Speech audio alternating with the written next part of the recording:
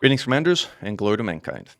In this Frontier Really Unlocked update, first and foremost, a summary of the news that were announced in yesterday's Frontier stream. Two things you need to know. First, the ship that was teased was officially announced as a Mandalay, which is a medium pad explorer-oriented ship that's been designed and intended to be quite maneuverable and agile and capable of flying both in atmospheric and space. Not that it makes any difference because Elite doesn't have atmospheric flight, but still, that's the design intent for the ship, which is also teased to have competitive jump range with some of the longest jumping ships, such as the Anaconda today, which is something that will obviously please explorers. That's slated to be released in October. Also in the stream, the release of Powerplay 2.0 was also announced to be delayed until October. And if all you want from this stream is the facts and to know what was announced and discussed, those are the two things that were announced and discussed. That's it. You can stop watching right now. If you want to hear my musings about these news and other news related to the game, then by all means, please do continue watching. So, if you're still here, talking about the Mandalay, the first thing that's worth noting is that, generally speaking, exploration builds don't make for great combat ships.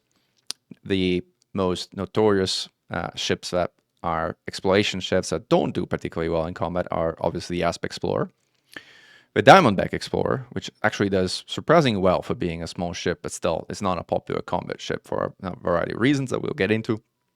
And then ships like the Phantom, which are actually pretty good in skilled hands, but the hardport configuration is just a net downgrade from a Crate Mark II, its sibling Crate ship, so it's not a popular ship for that reason, despite that ship being faster. With all that being said, what are the characteristics of an Explorer? Now, first and foremost, it's going to have pretty decent, if not remarkable, jump range, because Explorers need to move around. That doesn't matter on iota for combat, as in you could put a 2D frame shift drive and you still be okay in combat. In fact, many ships downsize their FSD to get some wave reduction and consequently some additional agility. Those are somewhat more extreme builds, but still, like jump range in combat doesn't really matter that much. The second characteristic is it needs to have some pretty decent optional internal slots, as explorers need a variety of internal configuration for hangar bay, maybe an SRV bay, potentially a variety of limbic controllers of different kinds, and the like. So that's generally an important characteristic of an explorer ship, which actually does lend itself quite well to combat, because combat ships also like having significant internals. And for instance, one of the biggest limiting factors of the Part of Mark II when it was released was the fact that its optional internal were so limited. So hopefully we'll see that this ship will have a decent complement of internal slots, of optional internal slots. And then obviously the other thing is agility, maneuverability, and the joy to fly, if you want, which again for an explorer is pretty important. Despite the fact that many explorers allow their Anacondas, which I would argue are not exactly a joy to fly. It feels more like driving a humongous truck in space, but doesn't matter if that's what you're enjoying, that's what you love, by all means. That's how you should play. Nevertheless, as this ship has been touted as being a particularly agile and maneuverable explorer, that gives me a glimpse of hope that it would actually make for a reasonably decent combat ship. Nevertheless, I do believe that, like the S-Explorer, they were kitted with a Class 4 power distributor, which will actually limit its ability to perform as a combat ship. But even with a Class 4 power distributor, if its agility is what it's touted to be, it could still have a niche as a fun and effective combat ship. So we shall see. Again, until October, we won't have any details regarding the configuration and characteristics of the ship. So at this point, all of this is entirely speculation. As for PowerPoint 2.0, I've been scratching my head about this one, to be honest, as what I've seen being teased so far is really not that much more impactful than a bunch of cosmetic changes and leaderboards and things that don't really fundamentally change the nature of the game. Like, the key aspect of Powerplay is that you still can't really win Powerplay, as I understand it, because you can't really kick any of the factions out entirely, so it's really just a game of pushing boundaries left and right. So I don't know what they're going to do to kind of remediate that fundamental flaw in the system. Also, so long as Powerplay remains something that can be done in solo mode or in private groups, it kind of limits the ability of players to really compete and vibe when all the kind of work happens behind the scenes. And I don't know. I'm not a big fan of Powerplay in general. I'm not a big fan of Powerplay done outside of open for those who engage in it. There's just a lot of things that, in my view, from a design standpoint, don't make a lot of sense. So we'll see what they come up with. Again, it's something that's going to take a while before it gets to us. What I will say is, unlike Odyssey, it sounds like the FDev learned its lesson of not releasing something that's half baked and instead making sure it actually works well and as intended before it's released, and that's a good thing. So I don't particularly mind waiting, and I'm sure the community won't mind excessively either. Now, moving on, there is one thing I think more broadly worth noting, and that is that FDev has really changed. Now, I don't know if it has to do with the reorganization and restructuring and the layoffs, which obviously are always painful, but change has come, and the direction the company is going and the direction it is taking Elite in is profoundly different from the direction it was moving towards a year ago. Whoever is in charge now, I just want to thank them because they've done away with the grind of engineering, or at least the vast majority of it, which was the one thing that really was holding the game back in terms of its joy and accessibility. So that's been a humongous change. I also like the fact that they're releasing ships in early access mode for a reasonable fee.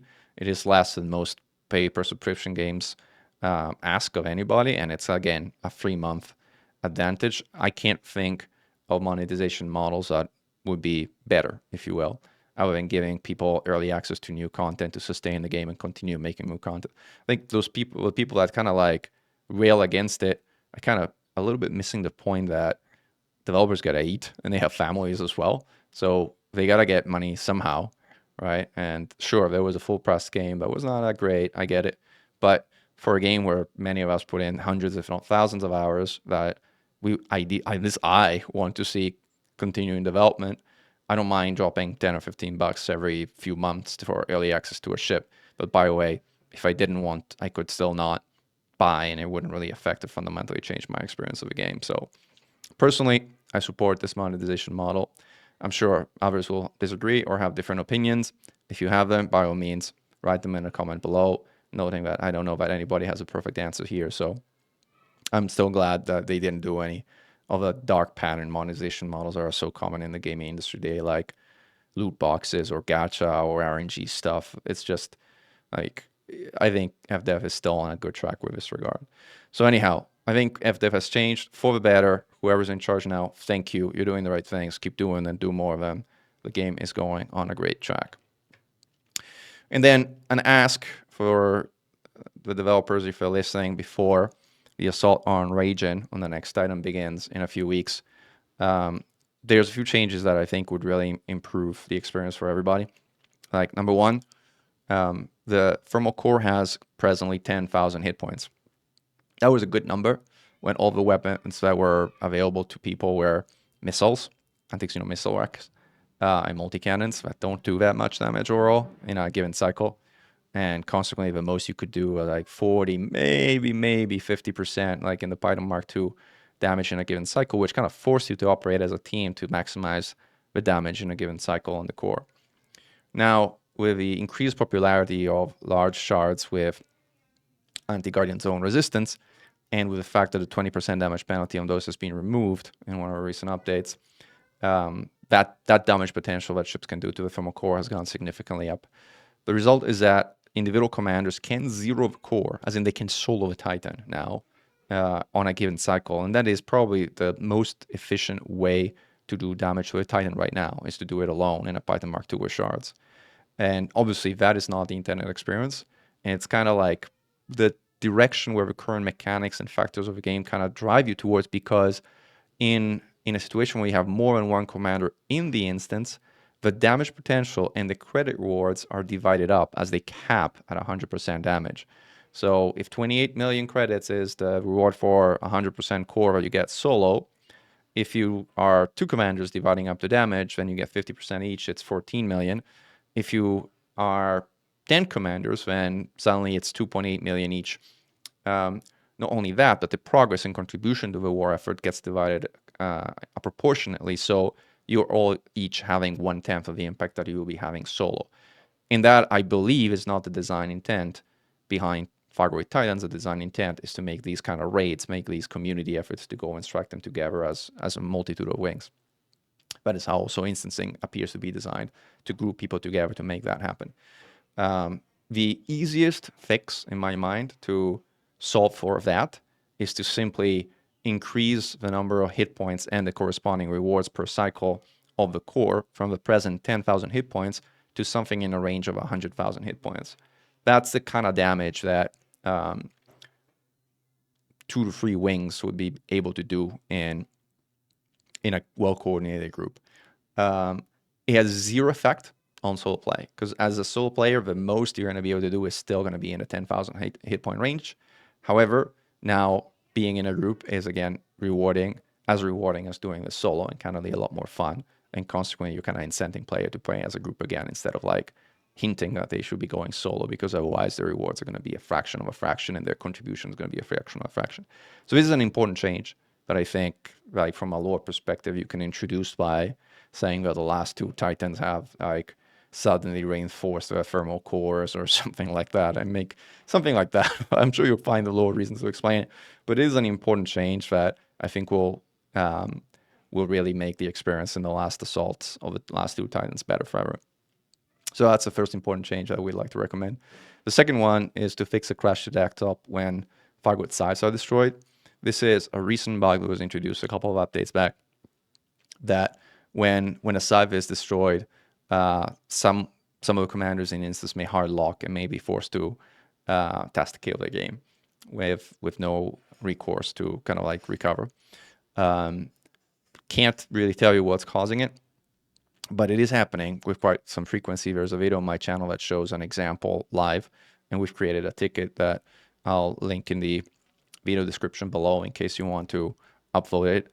In the meanwhile, again, the general guidelines of do not shoot Scythes in Titan space or anywhere really, if you don't want to crash the desktop or have someone else in the interest crash the desktop, remains. So don't do that until they fix that. And hopefully we'll have that fixed in the next 2 weeks. And then finally, there's another lockup that happens when someone else in the instance gets destroyed. And when someone else in the instance gets destroyed, occasionally you will basically be removed from your ship and suffer an extracorporeal experience where your ship just flies away and your camera is stuck like an external camera, but without the ability to actually move the external camera. Like, so just with like some kind of like fixed point of view. Again, there's nothing to do at that point other than task killing the game. So if you can fix that as well, that's probably my hunch. My engineering hunch is that it's somehow related to the bug that was introduced when destroying Scythes, because both bugs happen when something is destroyed in the instance, in a wing instance. So there's something code-wise that pertains to how the destruction of a ship is processed on the client side that results in the client hard locking in the case of a Scythe, and in the client kind of detaching your ship and you losing all the controls in the other case. But both situations are tied to something being destroyed in a wing instance. So again, all these instances happen only when you are in a wing. So please, in testing your game, make sure that you're testing it in a wing setup and with a network lag that you typically see when commanders from different continents play. So there's, by the way, network delay simulators like you can use in testing purposes so that you can see how the game handles with 400, 500 millisecond lag, which is not uncommon in real world instances of people playing together. So in trying to recreate these, and in general testing your game, I personally would recommend that you try to do so with that network lag, and again in a wing setting. And that's all. Commanders, I will be heading out on a well-earned vacation for about a week. So for next week or so, my updates are going to be limited to the quick videos I'll do while on the move. But it's generally chill period as we're focused on taking down the control systems behind Titan Rage In. And that's going to take several weeks to do. So not something that's going to be of immediate concern to the community as far as the Fargoid war is concerned. With that, that's all. Glory to Mankind, Commander Mechan, over and out.